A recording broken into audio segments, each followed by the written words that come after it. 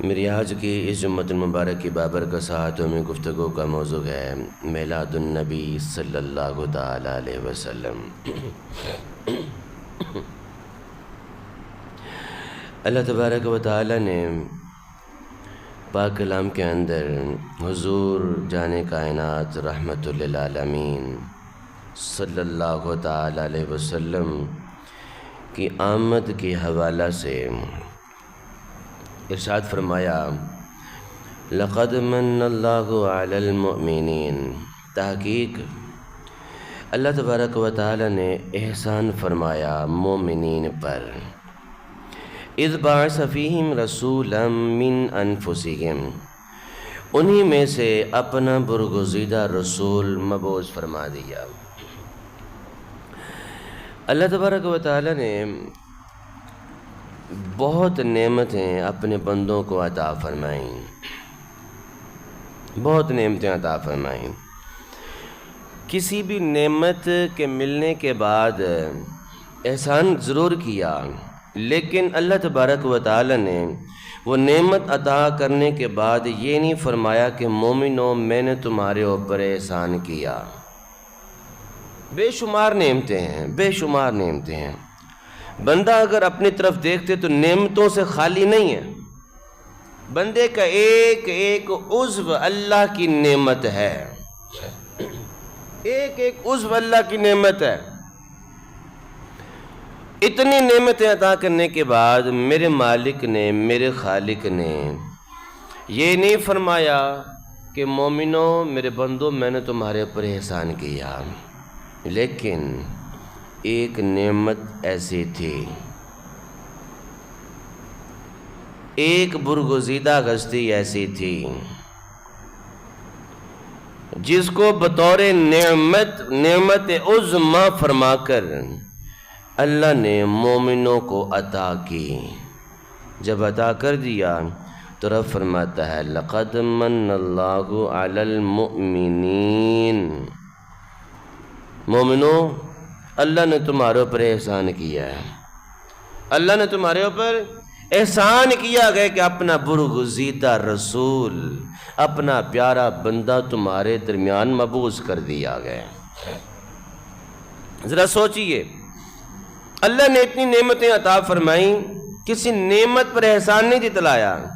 واحد نعمت ہے جس کو محمد عربی کہتے ہیں، واحد نعمت ہے جس کو نبیوں کا سردار کہتے ہیں، واحد نعمت ہے جس کو شب اسراء کا دلہا کہتے ہیں، واحد نعمت ہے جس کی وجہ سے اپنا اللہ نے رب ہونا ظاہر فرما دیا، واحد نعمت ہے جس نے کل قیامت کے دن سبھی کی شفاعت کرنی ہے، واحد نعمت عظمیٰ ہے جس نے سب سے پہلے جنت کا دروازہ کھولنا ہے، واحد نعمت عظمیٰ ہے جس نے سب سے پہلے جنت میں جانا ہے۔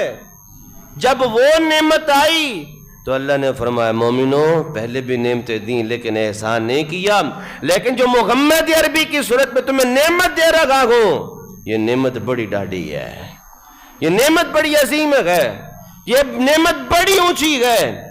اس کے عطا کرنے کے بعد میں تمہیں کہہ رہا ہوں کہ میں نے تمہارے اوپر احسان کیا،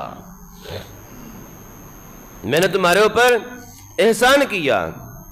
اگر عطا کرنے والا خدا ہو تو حق بنتا ہے کہ عطا کرنے والے نے عطا کیا، اب عطا کرنے والا بھی رب ہے تو اب اس کی عبادت کی جائے، اس کی حمد و ثنا کی جائے، حمد و ثنا کی جائے۔ اگر عطا کرنے والی ذات مخلوق ہو تو پھر حق بنتا ہے کہ اس کی خدمت کی جائے، اس کی تعظیم کی جائے، اس کی توقیر کی جائے۔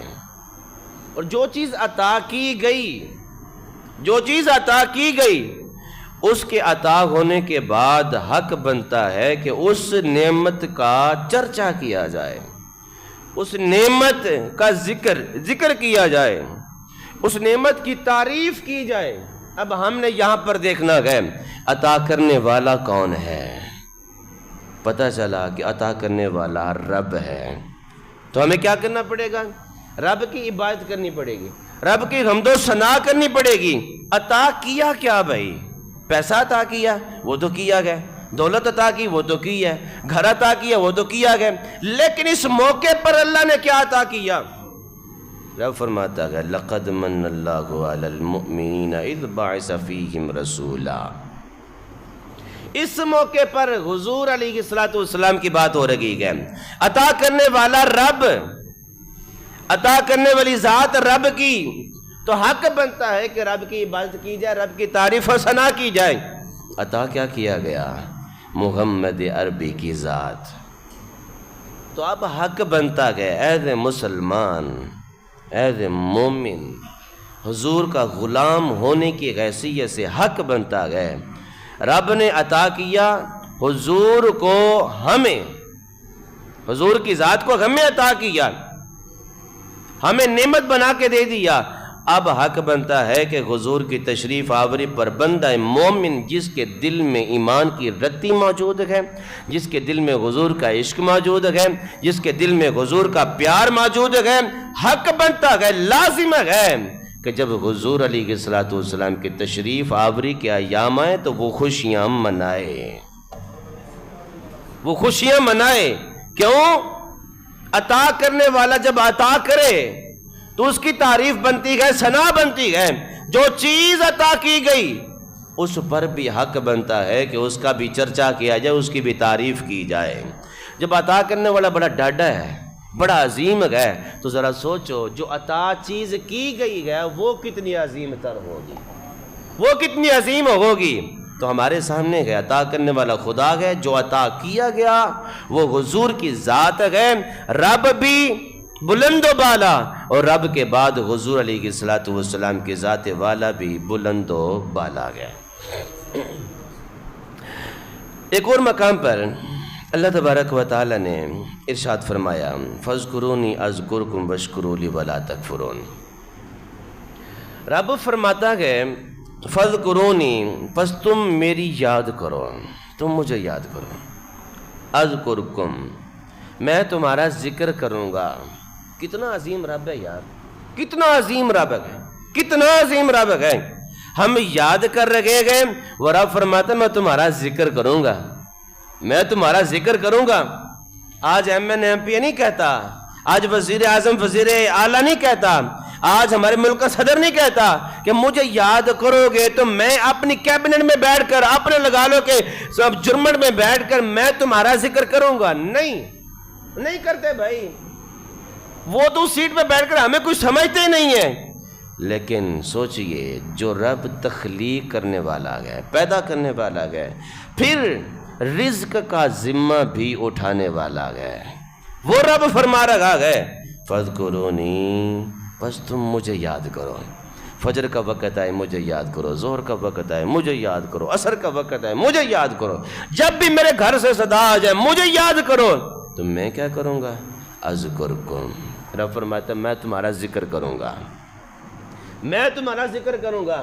ذرا سوچئے ان کے درمیان ذکر ہو جو رب کو کہتے تھے مولا بندوں کو تخلیق نہ فرما، یہ تو خون ریزی کریں گے، یہ تو دنگا فساد کریں گے، یہ تو قتل و غارت کریں گے. اگر انہی کے درمیان رب اپنے برگزیدہ بندے کا ذکر کرے تو ذرا سوچئے فرشتوں کے درمیان اس بندے کا کتنا مقام ہوگا.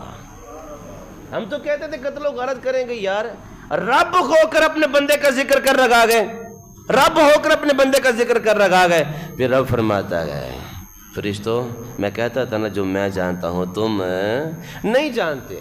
تم ایک چیز دیکھ رہے تھے یہ قتل و غارت کریں گے، لیکن میں کچھ اور دیکھ رہا تھا، میں کچھ اور دیکھ رہا تھا کہ میرے محبوب کی امت میں کچھ ایسے بھی ہوں گے جو مسجدوں کو آباد کرنے والے ہوں گے، میرے حضور سر بہ سجود ہونے والے ہوں گے، قیام اور رکوع کرنے والے ہوں گے. جب یہ لوگ اللہ کے حضور آ جاتے ہیں تو اللہ فرشتوں کے درمیان فخر فرماتا ہے دیکھو تم تو یہ کہتے تھے، دیکھو میرا بندہ کیا کر رہا ہے. فَاذْكُرُونِي، رب فرماتا ہے مجھے یاد کرو. اذکرکم، میں تمہارا ذکر کروں گا. وَاشْكُرُوا لِي، تم میرا شکر ادا کرو. وَلَا تَكْفُرُونَ، نافرمانی مت کرنا، نافرمانی مت کرنا، نافرمانی مت کرنا. جو کچھ میں نے عطا کر دیا نا، جو کچھ میں نے عطا کر دیا اس پر تم میرا شکر ادا کرنا. اللہ نے جو کچھ ہمیں عطا فرما دیا نا، قسم بخدا ہم شکر ادا کریں تو پھر بھی ادا نہیں کر سکتے، نہیں ادا کر سکتے۔ اللہ نے آنکھیں عطا فرمائیں نا، اللہ تعالیٰ 2 منٹ کے لیے اندھا کر دے نا، 2 منٹ کے لیے اندھا کر دے تو پھر پتہ چلے گا کہ آنکھوں کی کتنی قیمت ہے، آنکھوں کی کتنی قیمت ہے۔ اندھا ہونا اس کو کہا جائے یار یہ تیری بینائی واپس آ سکتی ہے، 2 کروڑ روپیہ لگے گا، 2 کروڑ لگے گا۔ اگر اس کے پاس ہوا تو وہ ہاں میں بھر لے گا، ہاں 2 کروڑ دیتا ہوں، آنکھیں واپس آ جائے، میں دنیا کا نظارہ تو دیکھ سکوں یار، میں اللہ کے بندوں کو تو دیکھ سکوں، اللہ کے بنائی ہوئی مخلوق کو تو دیکھو رب نے کتنا سونا بنایا ہے، جس کے سر پہ بال نہیں ہے، گنجا ہے، اپنے گنجے پن کی وجہ سے اپنے اندر ایک لگانے کے احساس کمتری کا شکار ہو چکا ہے، اس کو کہا جائے یار اتنے پیسے لگیں گے تیرے بال آ جائیں گے، خوبصورت بن جائے گا، تو اگر پیسے ہوئے تو وہ مان جائے گا۔ اللہ نے ہمیں بغیر کسی ڈیمانڈ کے یہ سب کچھ عطا فرما دیا، سب کچھ عطا فرما دیا، تو اب حق بنتا ہے کہ ہم اللہ تبارک و تعالیٰ کو شکر ادا کریں۔